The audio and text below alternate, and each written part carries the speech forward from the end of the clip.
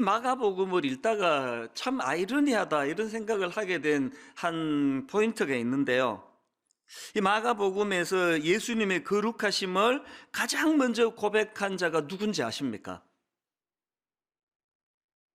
이 마가복음에서 예수 그리스도에 대한 정확한 지식을 바탕으로 그분의 거룩하심을 선포하고 막 담대하게 그렇게 고백한 존재는 놀랍게도 귀신이었습니다.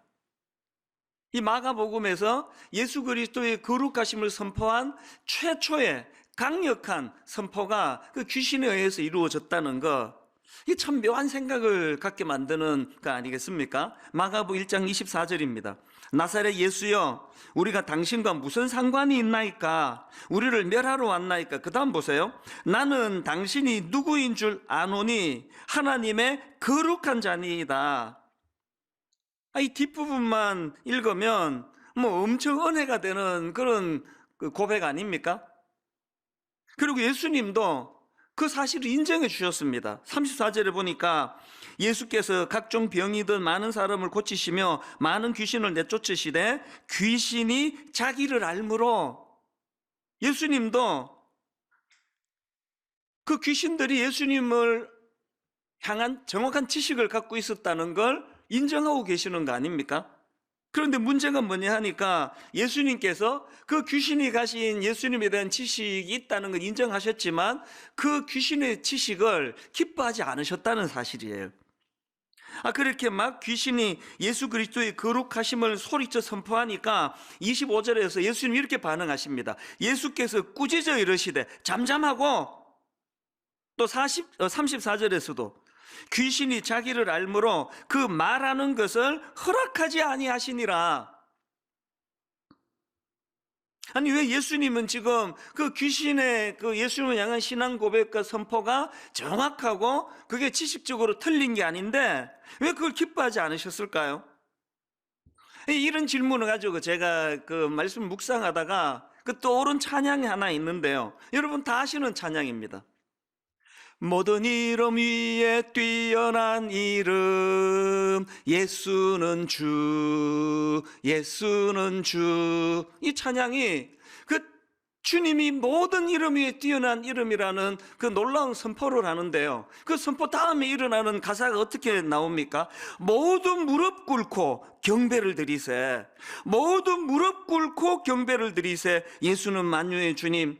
또 그 다음에 보니까 예수는 주, 예수는 주, 온 천하 만물 우러러. 또 그 다음 보십시오. 그 보좌 앞 영광을 돌리세, 그 보좌 앞 영광을 돌리세, 예수, 예수, 예수는 주.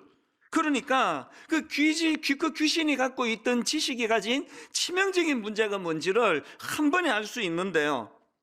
비록 그는 예수 그리스도에 대한 정확한 지식은 갖고 있었는지 모르지만 그 지식을 가지고 무릎을 꿇고 그분을 경배하고 그분께 존귀와 영광을 올려드리는 것으로 그의 지식을 사용하는 게 아니라 마귀는 자기가 갖고 있는 그 영적인 지식을 예수님을 방해하고 예수님을 조롱하고 나사렛 예수여, 그 말 속에 그 비아냥 그림이 다 담겨져 있는 거 아닙니까? 그리고 무엇보다도 24절에 보니까 나사렛 예수여, 우리가 당신과 무슨 상관이 있나이까?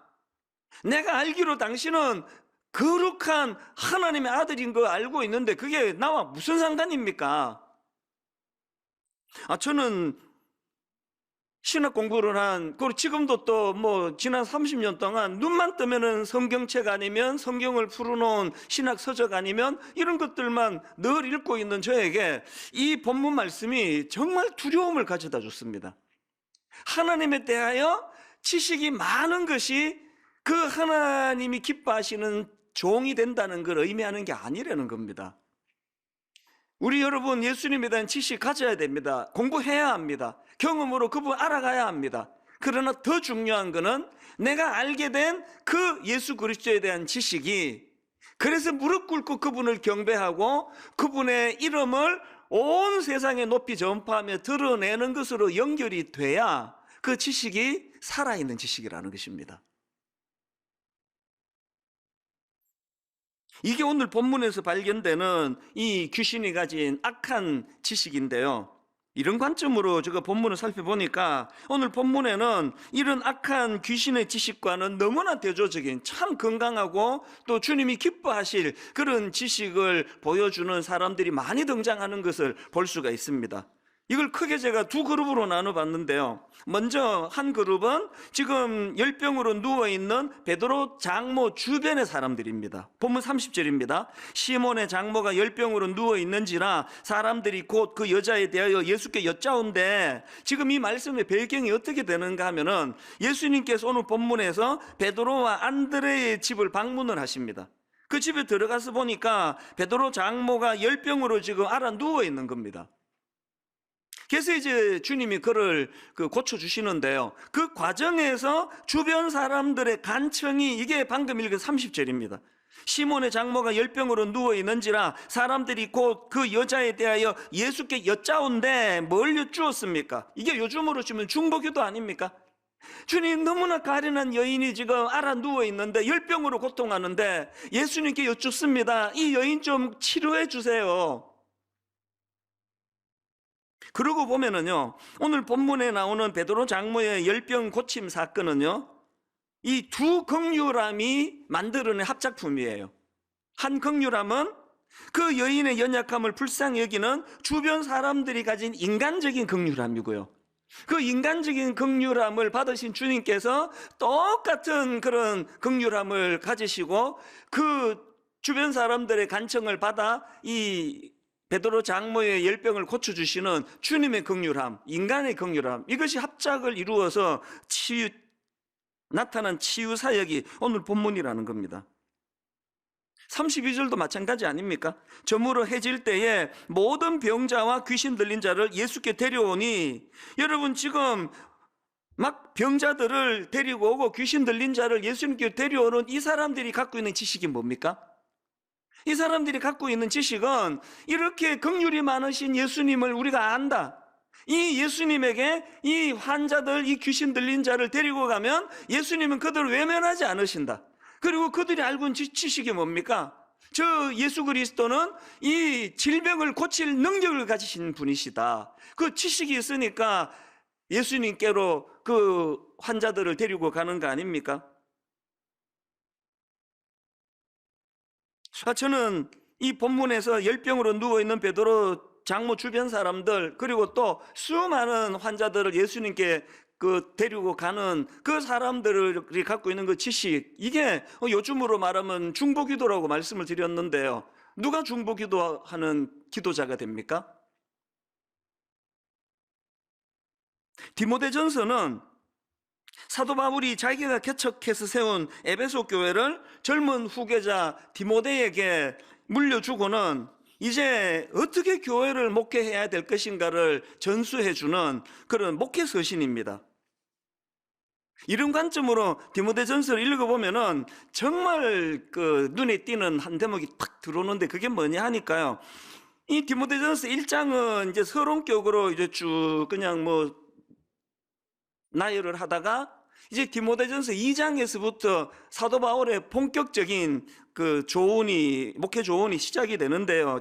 디모데전서 2장 1절을 보십시오. 그러므로 내가 첫째로 권하노니, 이 육성을 한번 듣는다 생각해 보세요. 그 젊은 목회자 디모데에게, 너 잘 들어봐. 목회 제일 중요한 게 뭔지 아니? 목회에서 제일 중요한 게 뭔가 하니까, 모든 사람을 위하여 간구와 기도와 도구와 감사를 하되, 목회자에게 가장 중요한 게 기도인데요. 무게중심을 그 가운데다 두고 다시 한번 읽어볼게요. 그러므로 내가 첫째로 권하노니 모든 사람을 위하여, 여기 보니까 자기를 위하여가 아니에요. 모든 사람을 위하여 간구와 기도와 도구와 감사를 하되, 당연히 목회자들이 자기 영혼을 위해서도 기도해야 되지만 사도 바울의 관점으로 목회에서 가장 중요한 게 뭐냐? 중보기도라는 거예요. 예수님의 그 기도하시는 예수님의 정신을 중보자적인 그런 기도꾼으로 서야지만 목회를 할 수 있다. 그 3절에도 보니까 이것이 우리 구주 하나님 앞에 선하고 받으실 만한 것이니, 그래서 사도 바울이 젊은 후계자 디모데에게 목회에서 가장 중요한 것이 중보기도라고 그렇게 권면하는데, 사도 바울은 그 지식을 어떻게 알게 됐습니까? 자기의 그 목회 가운데 겪었던 수많은 경험들 가운데 그 엑기스가 자기가 경험한 지식이 그거 아닙니까? 내 힘으로 할 수 있는 게 목회가 아니야. 목회는 인간의 힘으로 하는 게 아니야. 그래서 위대하신 하나님 앞에 후회 주시고 꾸짖지 아니하시는 그분 앞에 늘 지혜를 구하고 또 중보 기도하면서 그렇게 하는 게 목회야. 지금 사도 바울의 경건한 지식이 귀신의 그것과는 차별화된 결정적인 차이점이 뭡니까? 사도 바울은 자기가 알게 된 그 신령한 지식을 하나님 이름을 높이고 그 성도들을 섬기는 곳으로 사용되고 있다는 사실이에요. 이게 베드로 그 장모 주변에 있던 사람들의 모습과의 공통점이고요. 그런가 하면은 두 번째로 살펴볼 거는 이제 그 열병을 고침받은 그 베드로 장모 본인의 모습이에요. 저는 베드로 장모에게서 진짜 한 가지 중요한 귀한 점을 발견하는데, 그 열병을 고침받는 내용을 다루는 31절을 뒤쪽에다 무게를 두고 한번 읽어보십시오. 나아가사 그 손을 잡아 일으키시니 열병이 떠나고 예수가 그들에게 수종되니라. 손을 잡아 일으키시니 열병이 떠나가니라 이렇게 끝나는 게 아니에요. 그건 과정이에요. 결과는 그렇게 열병이 떠나가는 은혜를 경험했던 그 베드로 장모가 그들에게 수종되니라. 이게 왜 굉장히 중요한 의미를 담고 있는가 하면은, 여기 나오는 수종되니라, 이거 헬라어로 디아코네오라는 단어인데요, 마가복음에서 이 단어가 한 군데 더 나옵니다. 마가복음 10장 45절, 인자가 온 것은 섬김을 받으려 함이 아니라 도리어 섬기려 하고 자기 목숨을 많은 사람의 대속물로 주려 함이니라. 여러분, 여기 나오는 섬기려 하고, 이게 디아코네오예요. 지난번에 말씀드린 거 기억하시죠? 마가복음 10장 45절 방금 읽은 이 구절은요, 마가복음의 핵심 구절 중 핵심 구절입니다. 마가가 지금 드러내고자 하는 예수 그리스도는 어떤 모습입니까? 왕으로 오신 그분이에요. 그럼에도 불구하고 종처럼 섬기시는 예수 그리스도. 그래서 마가복음 10장 45절이 너무나 중요한데, 종으로 오신 예수 그리스도를 강조하기 위하여 설명하는 마가복음 10장 45절에서 보여주시는 예수 그리스도의 섬김이, 이게 지금 베드로 장모가 고침받고 난 이후에 보여준 디아코네오라는 거예요. 뭘로 의미할까요? 우리가 진짜 예수님을 영접하고 예수님의 신령한 지식을 우리가 쌓아간다면 어떻게 해야 됩니까? 예수님의 섬김의 모습인 디아코네오의 이 모습이 우리에게 전수가 되어야 된다는 겁니다. 그런가 하면은 이 디아코네오의 정신을 전수받는 것 이상으로 또 중요한 포인트가 뭐냐 하니까 31절에 보니까요, 이렇게 고침받은 베드로 장모의 섬김을 지금 단수형으로 표현하는 게 아니라 복수형으로 표현하고 있다는 사실입니다. 우리말 성경에도 여자가 그들에게 수종되니라, 이 복수형 아닙니까? 이 진짜 중요한 의미예요. 우리가 은혜 받아가지고 이제만 나는 막 산기도가 산다, 나는 막 사람들 내 상관없다, 나는 내 주님만 섬기면 된다, 주님이 나 고쳐주신 거 아니냐, 이렇게 하고 있는 믿음이 절대로 건강한 믿음이 아니라는 거예요. 주님의 디아코네오가 가진 정신이 그렇듯이 날 구원해 주신 주님에게도 모든 영광을 올려드리는 것, 이것이 귀신의 지식과 차별화된 지식이지만, 그러나 또 다른 한편으로는 이 복수형이에요. 저는 여기서 참 아름다운 사랑의 선순환을 발견합니다. 베드로 주변 사람들이 먼저 베드로 장모가 알아 누워 있을 때 참 예수님께 전심을 다하여 예수께 여짜온데, 그 베드로 장모를 위하여 중보 기도하는 모습을 보여줬더니, 그렇게 병고침을 받은 베드로 장모가 주님이 나 고쳐줬지 뭐 당신들이 한 게 뭐이냐, 이게 아니에요. 똑같은 정신으로 이제 그 장모 주변에 있는 사람들을 섬기는 그 모습을 통해 한국교회가 반드시 회복해야 될 사랑의 선순환이 여기 있다고 생각합니다. 오늘 이 시대는 울분과 분노의 악순환이에요. 전 알아요. 저를 공격하는 수많은 이단들과 수많은 사람들의 공격의 목표는 제 안에 울분을 심어주기 위한 거라는 걸. 그래서 강단에서 사랑이 선포되지 않고 분노와 울분이 선포되기를 사단이 원한다는 것을 알거든요. 이를 악물고 이 고리는 여기서 끊어야 된다는 걸 알기 때문에 맞대응을 하지 않으려고 이를 악무는 거 아닙니까?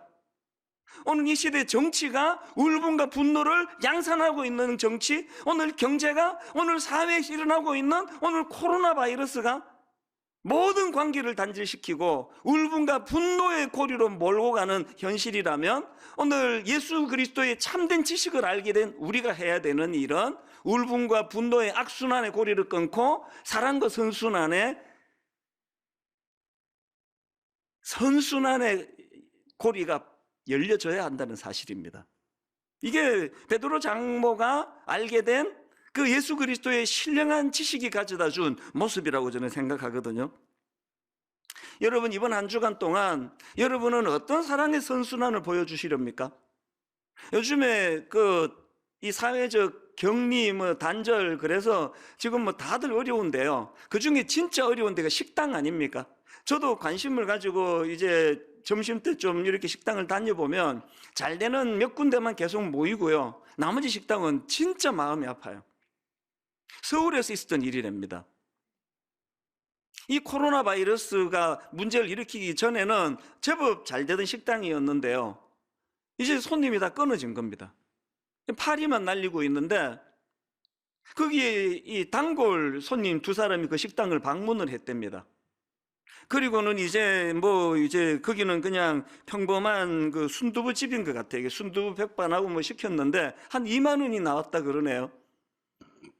식사를 다 하고 나가서 그 손님이 계산을 하는데 자기 카드를 주면서 5만 원으로 결제해 주세요 그러더래요.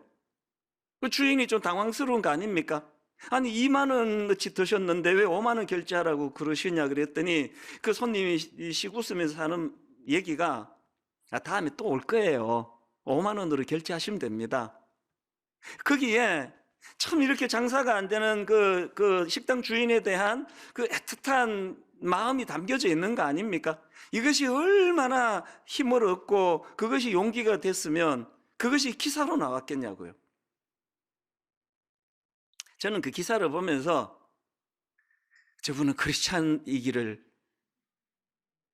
크리스찬이었으면 좋겠어 이런 생각을 하면서 그 기사를 봤는데요. 아마 맞을 거예요. 맞기를 원합니다. 그리고 제가 나는 왜 그 생각을 못했지? 생각만 하고 아직 실천은 못했는데요. 실천하게 되기를 원합니다. 오늘 우리가 예수 그리스도의 정확한 지식을 알게 되면 그 지식은 주님을 높이는 것으로 영광을 돌리는 것으로도 사용되지만 단수로서 오직 주님만이 아니에요. 복수예요.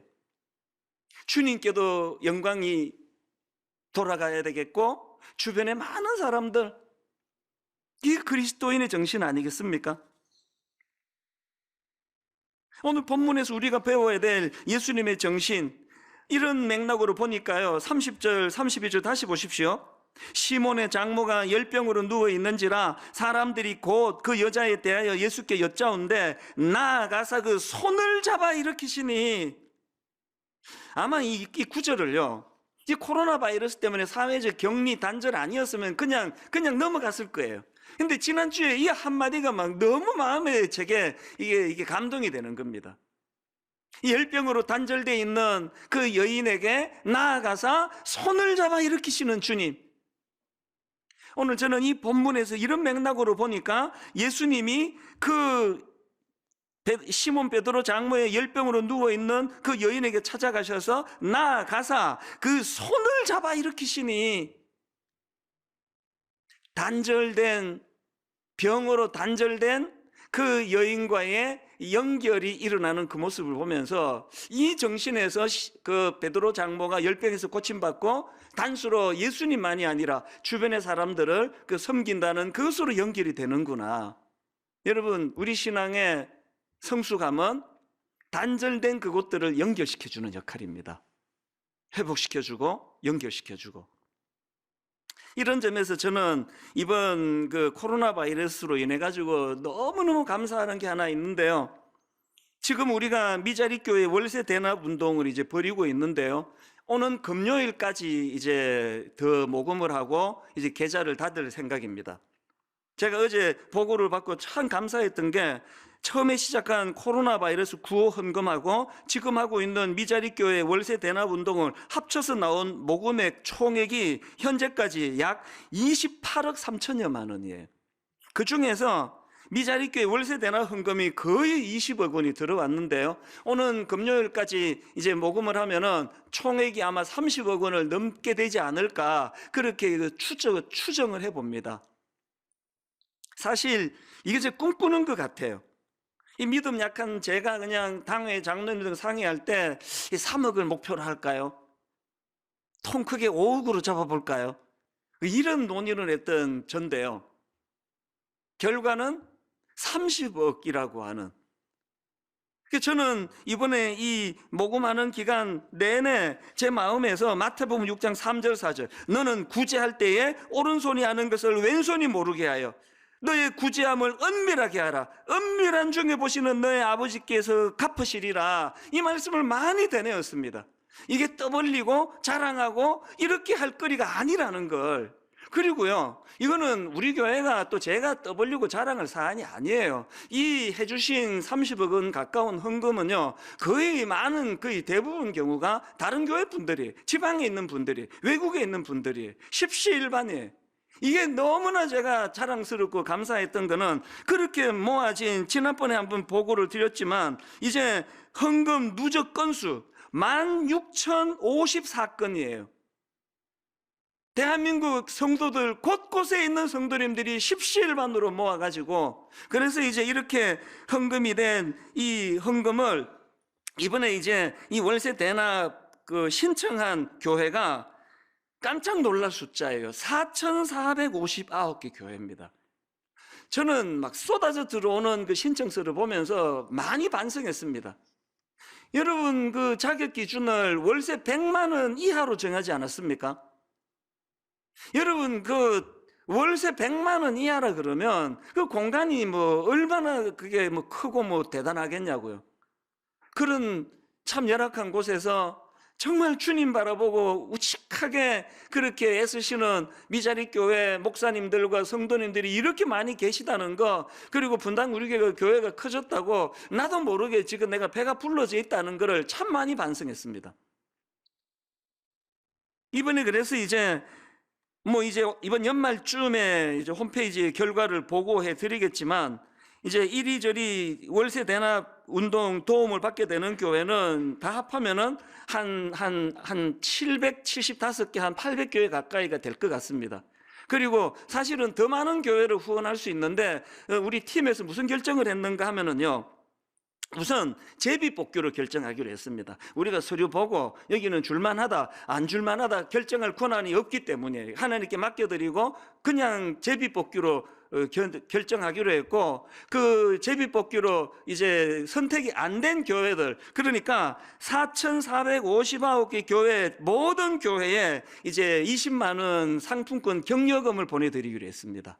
왜 그렇습니까? 금액의 크고 적음의 문제가 아니라 이 4,459개 교회 모두가 다 주님 앞에 이 단절된 느낌을 벗어나도록, 누군가는 그 교회를 기도하고 있고 누군가는 그들을 위하여 이 시간에도 물질을 드리기를 원하고 있다는 이 메시지를 좀 전하고 싶었던 겁니다.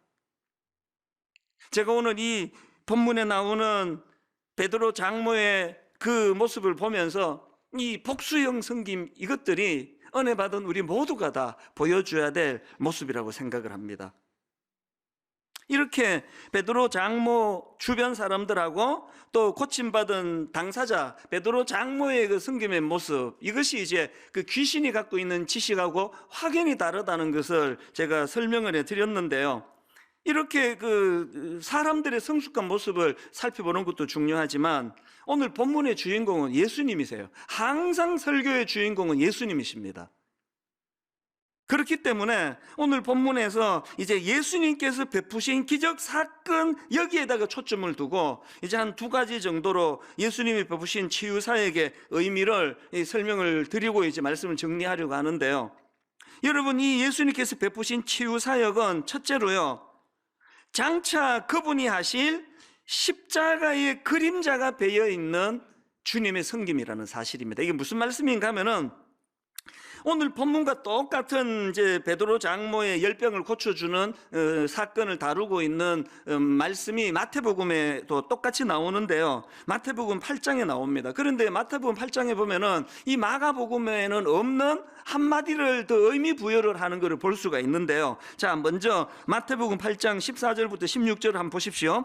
예수께서 베드로의 집에 들어가사 그의 장모가 열병으로 앓아 누운 것을 보시고 그의 손을 만지시니 열병이 떠나가고 여인이 일어나서 예수께 수종들더라. 저물매 사람들이 귀신 들린 자를 많이 데리고 예수께 오거늘 예수께서 말씀으로 귀신들을 쫓아내시고 병든 자들을 다 고치시니, 이 지금 똑같은 내용을 지금 기록하고 있는 거 아닙니까? 그런데 말씀드린 것처럼 마태복음은 그 다음에 17절에서 의미 부여를 한 줄 더 갖다 붙입니다. 18절을 보십시오. 17절을 보십시오. 이는 선지자 이사야를 통하여 하신 말씀에 우리의 연약한 것을 친히 담당하시고 병을 짊어지셨도다함을 이루려 하심이더라. 이 말씀은 이사야 53장 4절 말씀을 인용한 것입니다. 그는 실로 우리의 질고를 지고 우리의 슬픔을 당하였거늘 우리는 생각하기를 그는 징벌을 받아 하나님께 맞으며 고난을 당한다 하였노라. 지금 마태복음의 저자인 마태가 뭘 거기다 의미 부여를 하는 겁니까? 예수님께서 고쳐주신 이 열병을 앓는 베드로 장모의 치유 사건, 그 본질적인 배경에는 예수 그리스도의 희생을 담고 있는 그분의 십자가 사건, 장차 그분이 이루시게 될 주님의 십자가 사건을 통하여 영육간의 치유와 회복이 필요한 그 내용이 그림자처럼 담겨 있다. 이것을 지금 강조하고 있는 거 아닙니까? 대가지불을 통한 섬김, 이게 하나 예수 그리스도를 아는 지식을 가진 사람이 할 모습이라는 겁니다. 그래서 이사야 53장 4절 바로 그 다음 5절을 보십시오. 그가 찔림은 우리의 허물 때문이요 그가 상함은 우리의 죄악 때문이라. 그가 징계를 받음으로 우리는 평화를 누리고 그가 채찍에 맞음으로 우리는 나음을 받았도다. 이 엄청난 대가지불을 통해서 만들어내신 게 십자가의 치유와 능력이라는 사실입니다. 제가 18년 전에 교회를 개척하고 이제 그때는 뭐 신학교 갓 졸업한 젊은 목사님들이 이제 부교육자로 그렇게 섬겼는데요. 이제 우리 교회에서 뭐 첫 사역을 한 교육자들이 대부분이었습니다. 그러다 보니까 이제 목회 경험도 없는데 버거운 거예요. 상처를 좀 받더라고요. 억울한 이야기를 들었다고, 너무 속상하다고, 모함을 당했다고 막 이러면서 그 속상해하는 교육자들이 이름이 툭 튀어나올 뻔했는데 삼키겠습니다. 그럼 제가 밥도 사주고 영화도 보여주고 위로도 해줬는데요, 제가 그때 종종 인용했던 게 바로 이사야 53장 5절 말씀이에요. 그가 찔림은 우리의 허물 때문이요 그가 상함은 우리의 죄악 때문이라. 그가 징계를 받음으로 우리는 평화를 누리고 그가 채찍에 맞음으로 우리는 나음을 얻었도다. 그 집사님이 뭔가 상처가 많아가지고 당신한테 그렇게 퍼붓고 모욕 주는 말을 하고 모함을 하고 그러면, 그렇게 해서 그분이 치유가 될 수 있다면 이것까지 감당하는 게 교육자의 몫이다. 그러면 내가 농담으로 하는 이런 이야기를 했죠. 그거 몰랐구나. 당신 월급 안에 이렇게 억울한 모함 당하는 비가 30만 원 포함되어 있는 거, 그 돈 빼가지고 네 맛있는 거 사 먹고 하라고. 여기 다 이 교육자들만 앉아 있으니까 웃기려고 했는데 너무 진지하게 받아서 굉장히 당황스럽습니다. 사실은 이 말씀을 요즘 지금도 저는 묵상을 합니다. 억울한 일을 겪을 때마다 저렇게 가짜 뉴스를 가지고 나를 모함하고 상처를 주는 일을 통해서 저분이 진짜 치유받을 수 있기를 원하고, 그렇게 될 수만 있다면 주님, 이것을 내가 잘 감당하기를 원합니다. 왜 기도합니까? 안 되니까 기도하는 거죠. 미우니까 기도하는 거 아닙니까? 오늘 예수님의 치유 사건을 마태복음의 저자인 마태가 주님의 십자가 사건과 연결시키는 이 내용을 가지고 오늘 우리는 그 큰 사죄의 은총을 받았다는 이 지식이 새롭게 되기를 바랍니다. 그리고 그 지식이 오늘 우리도 베드로의 장모와 같이 주님뿐만 아니고 주변의 사람들을 잘 섬기고 봉사하고 또 그것은 대가 지불을 포함한 대가 지불이 담겨져 있는 성김이라는 사실을 인식하게 되시기를 바랍니다. 그런가 하면은 또 한 가지 더 살펴보고 말씀을 마칠까 하는데요. 오늘 본문에서 예수님께서 베푸신 이 치유 사역에는요, 인간의 경직을 뛰어넘는 유연함이 배어 있는 걸 우리가 배워야 합니다. 무슨 말씀이냐? 자, 아까 읽어드린 마가복음 1장 32절 앞부분에다가 초점을 두고 한번 읽어보십시오. 저물어 해질 때에 모든 병자와 귀신 들린 자를 예수께 데려오니, 지금 많은 사람들이 병자들을, 귀신 들린 자들을 예수님께 데리고 왔다고 그렇게 말씀드리지 않았습니까? 거기에는 그 데리고 온 사람들이 확신이 있는 거 아닙니까? 그들이 지식이 있는 거 아닙니까? 예수님께 이 아픈 사람 데리고 오면 고쳐주실 것이다, 능력 있다, 외면하지 않으신다, 이 믿음이 있는 사람의 어떤 차원이든지 간에. 그런데 그들이 데리고 온 그 시점을 보니까 저물어 해질 때, 여기에 큰 의미가 있습니다. 이날은 안식일이거든요. 이스라엘의 하루는 저녁에서 시작돼서 그 다음 오후에 끝이 난다고 합니다. 그러니까 저물어 해질 때를 강조한 것은 사람들이 안식일이 끝나기를 기다린 거예요. 그 속에 이 유대인들이 가지고 있는 그 규율에 매여 있는 경직된 모습을 저는 발견하고요, 이런 경직된 모습과 완전히 다르신 주님을 저는 발견하거든요. 저는, 자, 30절 다시 보십시오. 시몬의 장모가 열병으로 누워있는지라 사람들이 곧 그 여자에 대하여 예수께 여짜온대. 그러면서 장모, 이 베드로 장모님 열병이 고쳐주세요 그랬는데 예수님이 기다려라, 안식일이다, 저녁까지 기다려라, 뭐 아파도 할 수 없지 어떡하니, 안식일인데. 이렇게 하지 않으시고 바로 그 다음 31절에서 나아가서 그 손을 잡아 일으키시니, 여러분, 저는 이런 주님이 너무 좋습니다. 너무 감격이 돼요. 안식일을 지키는 것도 중요하지만 안식일보다 더 소중한 건 그 사람의 생명이라는 거, 그를 치유하는 것이 우선된다는 거. 저는 지난 한 주 이 예수님과 또 그 경직되어 있는 유대인들, 그 주님 앞으로 병자를 데리고 온 그 사람들의 모습을 비교하면서 나는 어느 쪽인가?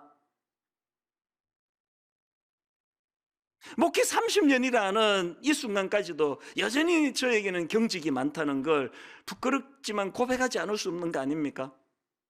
언제 이 경직이 좀 풀릴까? 문득 이런 생각이 들더라고요. 시체의 강력한 특징은 바로 굳어지는 데 있는 거 아닙니까? 사람의 영혼이 그 육신에서 떠나가는 순간 경직이 시작되는 거 아닙니까? 오늘 우리의 믿음이, 예수 그리스도를 향한 내 믿음의 지식이 이게 어느 정도 하나님 앞에서 성숙한가를 가늠하는 잣대 중에 하나는 경직이에요. 조금만 마음에 안 들면 잘라버리고 정죄해버리고 비난해버리고 마음에서 내쳐버리고, 아주 안식일인데 뭐 사람은 어떻게 고치느냐고 그렇게 소리 지르지 않으시는 예수님을 믿는 우리인데, 다 죽어가는데 해질 때까지 좀 기다리라고. 이게 오늘 우리의 모습은 아닌가 하는 거예요. 저는 오늘 예배 드리는 모든 성도님들 영육간에 경직된 것들이 다 풀어지시기를 바랍니다. 예수님이 십자가의 그 유연함으로 용서하지 못할 사람이 아무도 없고 품어주지 못할 사람이 아무도 없고, 내일부터 이제 한 주간은 예수님의 십자가의 죽으심을 기념하는 고난주간인데요, 우리 교역자 팀에서 이제 매일매일 예수님의 행적을 살피고 또 영상 묵상 자료를 만들고 이제 홈페이지 들어오셔가지고 오늘 오후부터 이제 그게 가능합니다. 그래서 교재를 다운받아서 꼭 묵상하시는 그런 한 주간이 되기를 바라는데요, 이제 오늘 보여드릴 예수님의 행적 하나 보여드리고 이제 말씀을 마치려고 합니다. 내일 예수님이 예루살렘에 입성하셔서 성전을 청결하게 하시는 날인데 예수님이 분노하세요. 그 내용을 이제 짧은 나레이션 영상으로 만들었는데요, 그 내용을 한번 같이 살펴보는 것으로 오늘 말씀을 정리하려고 합니다. 준비한 영상을 같이 보고 이제 말씀을 마무리하도록 하겠습니다.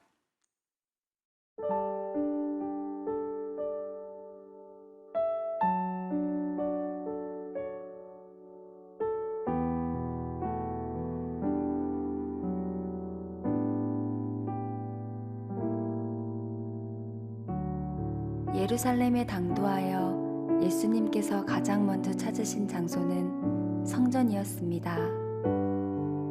그러나 그곳에서 더 이상 하나님의 거룩하심을 볼 수 없었습니다. 예수님은 무엇을 보았습니까? 성전 안에 가득한 돈 바꾸는 자들, 장사꾼들의 고함 소리, 신앙을 빙자하여 특권을 누리고 있는 사람들이었습니다.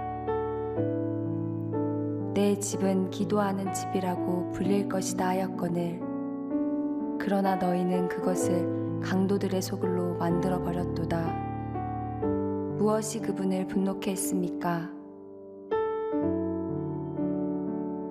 겉만 번지르르 하고 내실은 없는, 밖으로는 거룩함이 남다르게 보이지만 정작 아무런 생명을 전하지 못하는 그럴듯한 형식만 남은 껍데기뿐인 종교생활.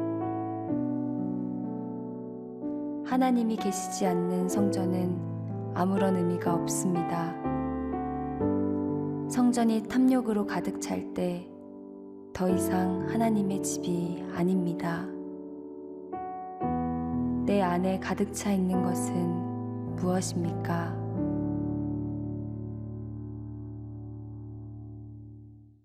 고난주간이 시작되는 내일 하루 온종일 질문을 던져보세요. 내 안에 가득 차 있는 것은 무엇입니까? 모태신앙입니다. 신학교 나온 목사예요. 예수님을 아는 지식으로 가득 찼다고 자부하고 있는 저희들입니다. 그런데 그 지식은 당신과 내가 무슨 상관이 있나이까? 이런 소리를 치게 만드는 죽은 지식이 아닙니까? 여러분, 예루살렘에 입성하신 예수님 무엇으로 분노하셨습니까? 겉만 번지르르 하고 내실은 없는, 밖으로는 거룩함이 남다르게 보이지만 정작 아무런 생명을 전하지 못하는 형식만 남은 껍데기뿐인 종교생활. 내가 가진 예수님에 관한 지식은 그분은 날 구원하기 위하여 십자가라고 하는 상상을 초월하는 대가 지불을 아끼지 않고 내어주신 치르신 분이라는 것. 그분은 베드로 장모를 고치는 거기에 모든 초점이 있었기 때문에 안식이 끝나고 저녁에 보자 그렇게 치유를 미루시는 분이 아니셨다는 것. 왜 믿음이 좋은 신앙인들이 시간이 갈수록 경직되고 굳어지고 정죄가 많고 판단이 많고 마음만 먹으면 할 수 있는 수많은 주님의 놀라운 역사들을 저녁까지 기다려봐라, 뭐 그러다 죽음할 수 없고, 내 안에 가득 차 있는 것은 무엇입니까?